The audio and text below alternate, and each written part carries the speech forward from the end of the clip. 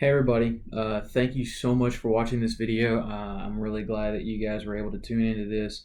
It's going to be kind of weird for me. This is my first time ever doing a 100% online video where I'm not actually talking to other people. But I hope that you're doing well. I hope that you're still in good spirits.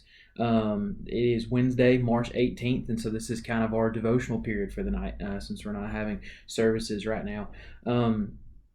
Yeah, I hope that you're doing good. Chelsea and I are kind of hunkered down.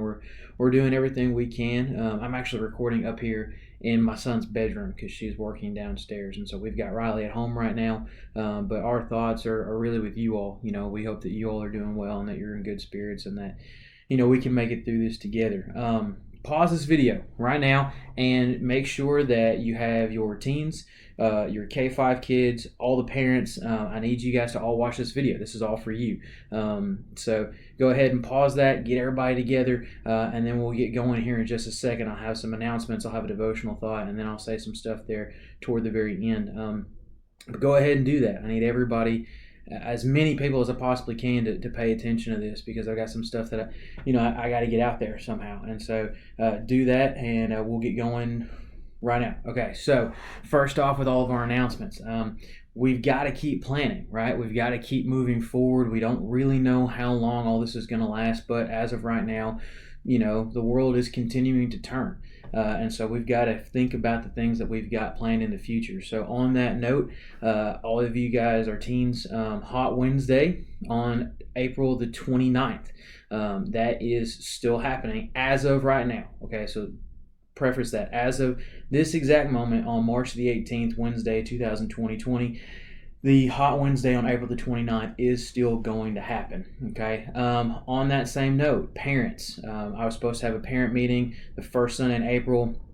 Probably won't get to do that, so I need you all to text me or email me, send me your email address, and I'll be sure to email you out that calendar that we've got. I think it goes from April to August. That group for the summer, the things that we've got going on. Want you all to be aware of everything that we've got. There will be some events that aren't on the calendar, but you know that they're there. I don't think the Easter egg hunt is on there because a lot of this stuff still is very much in flux. So just remember that when I'm saying that, all of this is as of right now, okay? Big one here, okay? All parents, all teens, K-5 parents, everybody that can, I need you all to do me a huge favor. And I need you to, I hope I'm going to be able to put this on the screen, but just in case I can't figure that part out because it's going to be pre-recorded, I need you all to text the code the @ symbol on your phone, quarantine, and it's spelled funky. It's QUARENTEEN to 81010. I'm going to have this on the Remind app. This is going to be my best way of being able to communicate with everybody, because I know some of our teens don't have Facebook, and I want to be sure to capture or get everybody's attention as much as I possibly can. This way I can send you all updates, daily scripture readings, devotional thoughts. All these things are going to be going to the Remind app. And fair warning for those of you that may not understand that I can do this. This Remind thread is actually going to be an open group text. Okay, I know that might not be the favorite thing that you want to hear at the moment, but I need to be able to have everybody stay in touch with each other. Okay, that's one of the biggest priorities that we have right now as a church family, is we want to be able to stay in touch with each other. So this is going to allow everybody to, when you respond to this, it will not just go to me, it'll go to everybody in the group. And so I hope that that'll kind of keep things going, keep wheels turning. This will be a great place to ask questions if you've got some. It just is a great way to keep in touch with everybody else. Okay, so do that, and I'll touch again on that toward the very end. We have to remember, if I keep looking down, I've got my iPad here with all my notes and stuff, so if I look down from the camera for a second, just kind of bear with me. I'm just double checking my notes. So as far as I know, again, as of right now, Horizons and Maywood are still going on, so please be sure to make plans for that. I know Maywood sign up is long gone, but if you haven't signed up for Horizons and you haven't emailed me that receipt saying that you're going, you've got to do that, okay? I know that things are kind of iffy right now, but as of right now, Horizons is still going to go on. And it really is probably the best theme for the current situation either, because Horizons' theme this year is called Reaction. And I'll touch on that later in kind of our little devotional setting. But please Sign up for Horizons if you haven't. Keep Maywood on your calendar. And there are all these things that we've got to keep going on. Also, big point of awesomeness. Channing Hooper was rebaptized Monday night, and so that's something that we absolutely need to be thankful for in the midst of all this going on. So be sure to reach out to him or his mom. Let him know that you think that that's pretty awesome too. Okay, so those are kind of the announcements. I'll hit some stuff here toward the end of all this, but I just wanted you all to be aware of the things that we're going to be doing coming up so that we can all stay connected and be sure that, we have the information out there. And so that's going to be a big point for us moving forward. So here we go. This is going to be your Wednesday night lesson. Again, I kind of geared this toward our teens and our parents, young kid parents, and even the K-5 kids. There's some stuff in here that you can absolutely have them get out of it. So, but I want to start with a question, okay? No Google. Google is against the rules right now. How many of you would know what I was talking about if I said April 20th, 1999? No Google. I'll give you a second to answer the question. If you want to pause the video, you can. But how many of you would know what I was talking about if I said April 20th, 1999? And some of you are thinking that was a really long time ago. Some of you weren't even born in 1999, okay? So that's kind of a bonus too. But how many of you would know what I was talking about if I said April 20th, 1999, Columbine, Colorado?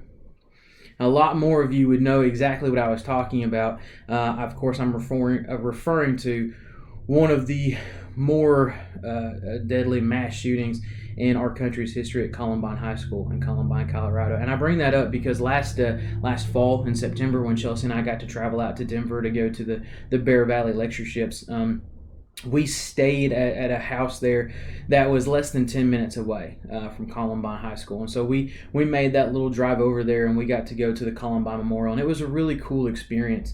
And I thought it was just really interesting. There's the hill that you can kind of go up on. It overlooks the school, and you can look down at the memorial. And it's really interesting. But it's a circular memorial, and it's one of those things that if you go and you see it, you'll notice that there's a big dedication in the middle of all the people that lost their lives, but along the outside there's a wall. It's just kind of a brick wall. It's a big circle, and in the wall there are stone tablets, I guess, if you will, or dedication kind of plaques, and they all contain a quote from a parent or a student or an administrator, somebody who was in Columbine at the time. And there were quite a few that I took a picture of, and I thought I could use those in a lesson at some point, but there were two that kind of stuck out at me. One of them said that it was a parent said the definition of normal changed on that day. And that's kind of, especially considering what we're going through now, that was something that kind of hit me pretty hard. And then, like I said, in the middle, there was this big memorial, with all the big slabs of concrete where it was dedicated to students and the teacher that lost their lives there. And the other quote that really stuck out to me was on the stone of a girl named Rachel Joy Scott. And many of you probably know this story, but her last words, or her last kind of testament that we know of that she kind of led to was, one of the shooters kind of cornered her and said, do you believe in God? And her simple response was, I do. And I thought that was really, really kind of powerful there. So keep those thoughts in mind. We're going to talk about what's going on. So if you're watching this, and I mean, it's really impossible. Okay, there was a thing. Jared Leto actually went like 12 days off in complete and 100 isolation, and he even knows what's going on now. Okay, so it's actually impossible to not know what's going on. But if you're watching this, it means you have access to the internet, and I know beyond a shadow of a doubt that you know what's going on with the deal with the coronavirus and that sort of thing. And there's a lot of fear going on right now, but I want to take a second and look at this as something that a lot of people aren't telling you that it is, and that's as an opportunity, not necessarily a negative. And I know that it can be kind of disappointing, or that's probably not the right word, but non-encouraging, whatever the opposite word of that is. Somebody can help me out with that later, but it can be somewhat bringing you down to think about all this stuff. And so I thought that this was really a good opportunity, because after all, the theme for our youth group for the whole year, and I didn't get a chance to tell this to the K-5 group, so I'm going to go ahead and tell you guys now. The theme for our youth group this year was echo, or is echo.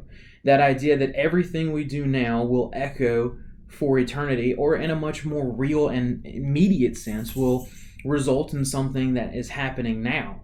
And that's a really big thing to think of, especially in a time like this. And so I'm going to spend just a few minutes telling you guys that despite everything that's going on, despite the fact that you may be stuck at home, you're not having school, your parents may be not able to go to work, despite all of that, you have a tremendous opportunity. And we're going to talk about 3 of those things real quick. Okay, number 1, you have an opportunity now to grow spiritually. And I'm going to read a couple of these. James chapter 1 and verse 2 says, "Consider it great joy, brothers and sisters, when you endure various trials." And he tells you why. It says, "Because you know the testing of your faith produces endurance. And let endurance have its full effect so that you may become mature and complete."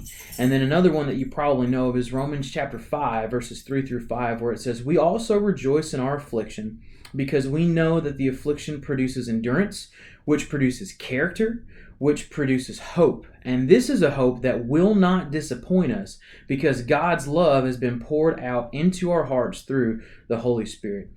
Just because it seems like the world is falling around us doesn't mean that we can't grow spiritually. Just because you don't have the opportunity to meet at the building, per se, and sit in a Bible class that I would teach or that Chris Johnson would teach or Carrie or Chris Cox or Russ Harrell or any of another number of fantastic Wednesday night Bible class teachers, you still have the ability to grow spiritually, okay? You're not in school right now.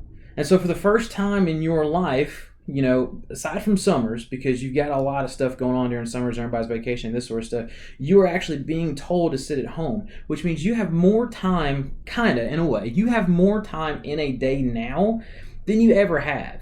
And you have the opportunity to specifically set time every day aside so that you can study your Bible, so that you can pray, so that you can reach out to others, to encourage others to do things that you will have the ability to be better off because of.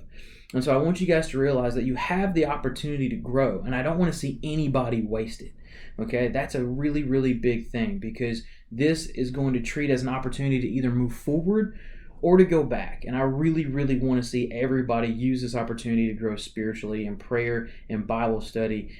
Families, take 10, 15 minutes every single day out of your schedule and just have a short devotional. You can find them everywhere. In fact, right now, a lot of companies are actually making their daily devotionals that you would normally pay for free because people are stuck at home. And so that's a really big thing for us. Number 2, you have an opportunity right now to show grace and leniency, which is something that not a lot of people really understand. In Matthew chapter 18, there's this very popular moment where Peter is asking Jesus, "Hey, how many times do I have to forgive somebody? Is it 7? And Jesus, of course, is going to respond, not 7, but 70 times 7. And he's going to lead into this parable. And we call this parable a bunch of different things: the unforgiving servant, or the forgiven debt, or the forgiving master. There are a bunch of different things that you could probably see from that. But the gist of it is this: you've got a man who goes to his master, and he owes his master a lot of money. Okay, that you can look up. It's Matthew chapter 18. You can see all the biblical numbers there. But I've always heard it say, in a big kind of round numbers. Let's say this servant owes his master $10,000, and his master says, "You owe me $10,000, and he pleads and says, "I can't pay you, but just give me a little bit of grace, give me a little bit of mercy, and some forgiveness, and I'll pay you back, I promise." And the master says, "You know what? You're forgiven. Don't worry about your debt." That same man, the one who was forgiven, travels out and finds somebody who owes him $10. Again, not specific amounts there, but you kind of get the idea. It says, "You owe me $10, and he says, "I need it from you now." And his servant says, "I can't pay you. I'm sorry. Please forgive me. I promise I'll pay you." And instead of showing forgiveness and showing mercy like was just shown to him, he decides to have that guy thrown in prison. And I bring this up for one of 2 reasons. Number 1, as Christians, we are commanded, or expected, both even, to show forgiveness and mercy to others, the same way that God shows forgiveness and mercy to us. That's a really big thing in a Christian's life, is this idea of showing mercy and receiving mercy. And I bring this up, number 2, because I want everybody to understand, whether or not you agree or disagree with some of the decisions that are being made and will continue to be made, you have to understand that we have biblical leaders in our eldership that love us very, very much, and they are leading through something that is completely unprecedented. They are working through this for the very first time in their lifetimes the same way that you are. And they're being forced right now to make decisions that they probably never thought they would have to make when they took on the role of elder.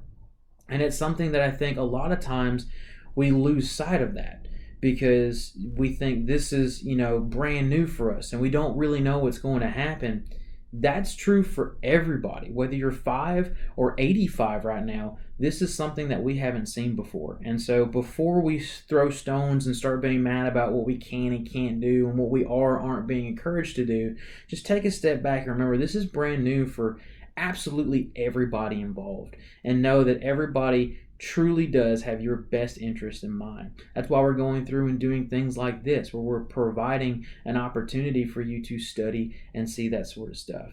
And then point number 3, ready? You have an opportunity because of this to be productive. That's something that I'm sure a lot of people have probably pointed out to you, but you have an opportunity right now to be productive. Idle hands or an idle mind is the devil's workshop. And I'm sure that everybody watching this has heard that in some sort of variation, right? Something along those lines, that it's the devil's playground or workshop, whatever it is. And I'm not going to say that that's Bible. There are some translations that have that translated that way. It's loosely translated from Proverbs chapter 16, verses 27 through 29. But the idea is the same, and the idea is reiterated over and over and over again in the New Testament. And it's basically this: being lazy doesn't lead to anything good. Okay, being productive, being good, none of that comes about if you're just being lazy. And right now, we're in a dangerous spot because it could be really easy for a lot of us to be lazy, especially over the next few days or possibly few weeks. So use this time to be productive. Journal. Keep a documented record of everything that's happening. You're living through something right now that could very well be in history textbooks 20 years from now. Imagine if you kept a journal like this and your kids or grandkids got to read that. That would be something really interesting. Teach your kids how to change a tire.